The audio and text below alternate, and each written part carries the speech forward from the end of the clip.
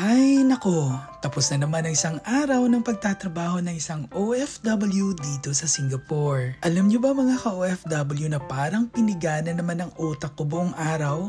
Pero alam niyo, kahit na ganito, masasabi ko pa rin productive ang araw ko.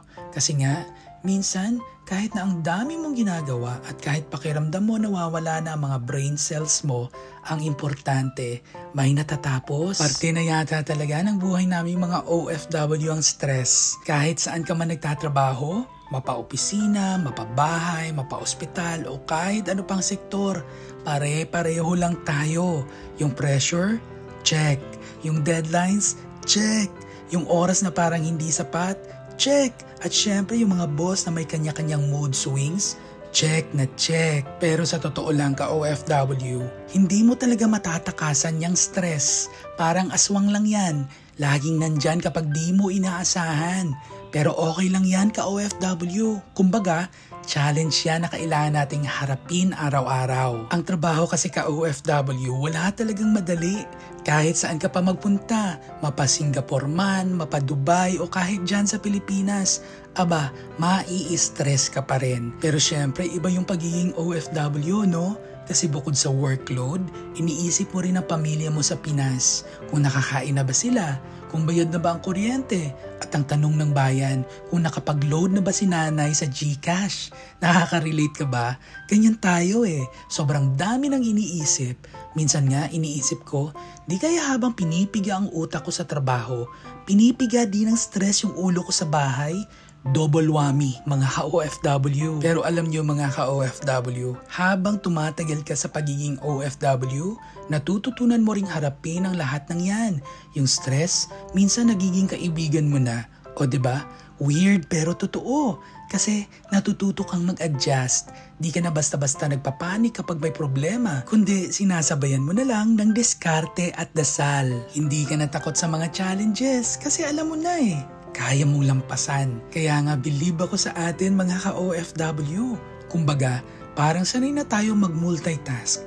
Dito sa Singapore, minsan nagmamadali ka sa MRT pero sa utak mo iniisip mo na agad yung gagawin mo kinabukasan. Parang automatic na lahat ng galaw mo. Pero alam nyo mga ka-OFW sa totoo lang, hindi naman talaga ito tungkol sa stress. Kasi ang stress normal yan eh. Pero yung paraan kung paano natin hinaharap ang stress, yun ang mahalaga. Yung kakayahan mong tumayo kahit pagod ka na at yung pagpili mo na maging positive kahit pakiramdam mo drained ka na. Sa bawat trabaho, may natututunan ka. Parang yung sinasabi nila, no pain, no gain. Ganun din sa buhay OFW.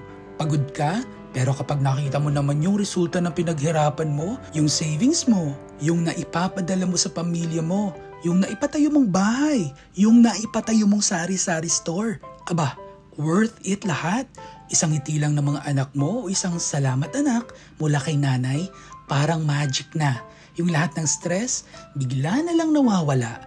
Paano ka pa magre-reklamo, di ba? Kaya sa lahat ng kapwa ko OFW, laban lang tayo. Alam ko hindi madali ang buhay natin dito. Pero yun ang nagpapalakas sa atin. Yung kakayahan nating mag-adapt, magpursige at magtagumpay kahit na maraming balakid. Sabi nga nila, walang madali sa buhay pero wala ring imposible sa taong determinado. Kaya kapit lang ka OFW. Stress?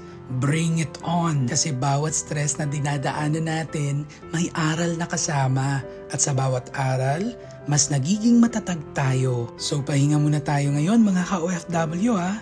Recharge. And then bukas, laban ulit. Tandaan, hindi man madali pero kaya mo. Kaya ko. Kaya natin. At kung napigaman ang utak mo today, huwag mag-alala. Bukas, papiga mo ulit. Good night mga ka-OFW.